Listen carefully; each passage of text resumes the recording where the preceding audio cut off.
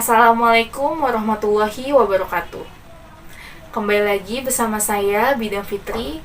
Hari ini saya akan sharing materi tentang apakah ibu hamil boleh menggunakan skincare atau produk kecantikan? Pasti banyak ibu hamil yang memiliki pertanyaan tersebut. Oleh karena itu, saya akan menjelaskannya terlebih dahulu.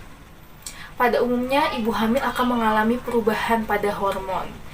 Nah, perubahan hormon ini biasanya akan menimbulkan berbagai masalah pada kulit ibu hamil.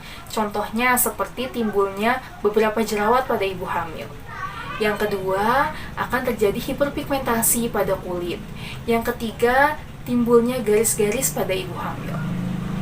Nah, disarankan untuk ibu hamil apabila ingin menangani hal tersebut untuk tidak sembarangan membeli obat atau skincare atau produk kecantikan tanpa berkonsultasi terlebih dahulu pada dokter spesialis atau dokter kecantikan.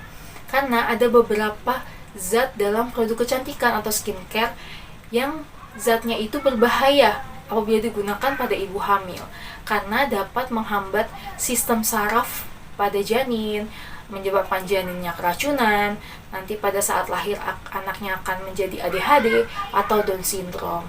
Jadi sebaiknya untuk ibu hamil lebih berhati-hati lagi.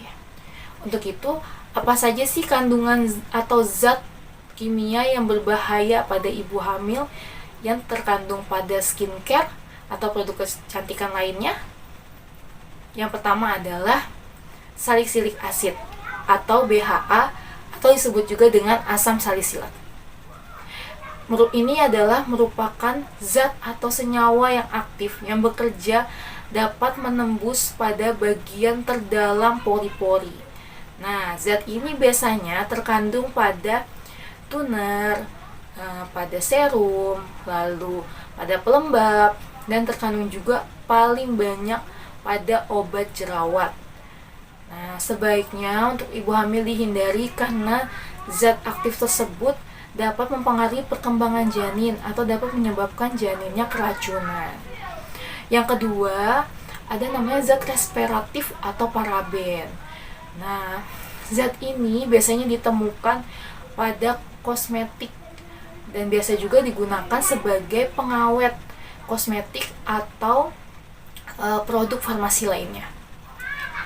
Kenapa tidak diperbolehkan? Karena ini dapat mempengaruhi perkembangan janin juga dan dapat menyebabkan keracunan pada janin.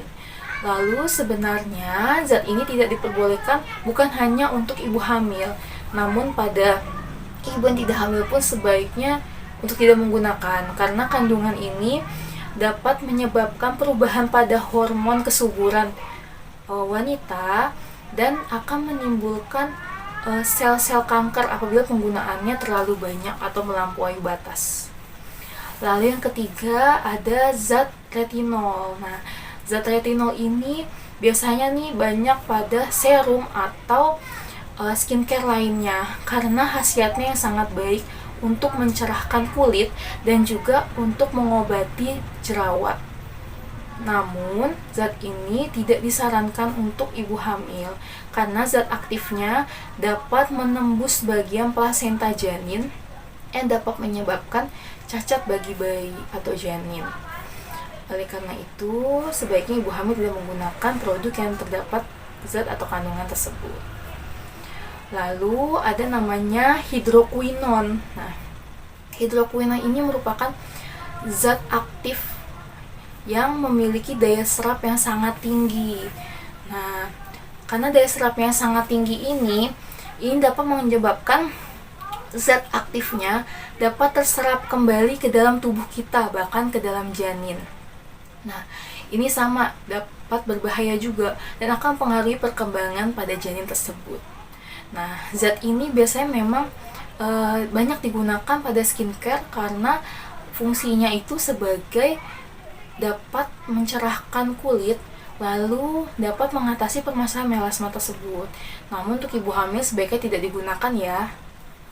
Lalu ada namanya sunscreen sunscreen atau chemical sunscreen.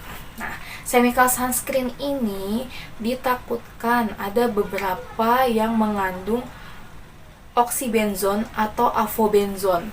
Nah, zat ini sangat berbahaya bagi janin karena akan mempengaruhi perkembangan sistem saraf pada janin. Jadi, disarankan untuk tidak menggunakan zat tersebut.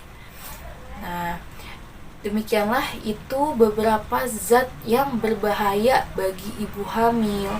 Jadi, saya sarankan ibu hamil apabila ingin tetap menggunakan produk kecantikan atau menggunakan skincare agar kulitnya tetap sehat atau glowing, sebaiknya untuk tetap konsultasikan terlebih dahulu kepada dokter spesialis kulit atau dokter kecantikan. Nah, mungkin itu saja dari saya. Semoga sharing saya hari ini bermanfaat bagi ibu-ibu hamil di rumah. Untuk itu, apabila ibu-ibu di rumah menyukai video dari saya, mohon bantuannya untuk subscribe, lalu like, dan komen. Bisa juga kalian komen apabila ada yang mau dibahas materi atau apa yang mau kita sharing lagi yang mungkin ibu-ibu ragu atau memiliki pertanyaan lainnya. Sekian dari saya. Assalamualaikum warahmatullahi wabarakatuh.